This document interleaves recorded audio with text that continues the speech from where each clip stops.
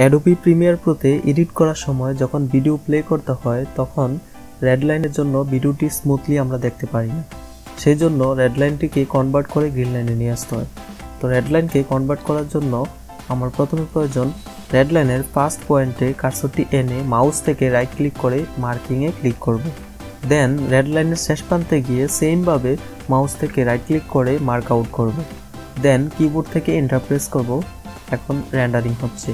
এভাবে 100% রেন্ডারিং হওয়ার পর ভিডিওটি স্মুথলি প্লে করতে পারবা তোমরা। আর বলে রাখি ইয়েলো লাইনে তেমন কোনো সমস্যা হয় না ভিডিও প্লে করতে, কিন্তু রেড লাইনে যাতা অবস্থা। এই জন্য ভিডিওটি প্লে করার জন্য আমাদের অবশ্যই গ্রিন লাইনে কনভার্ট করে নিয়ে আসতে হবে।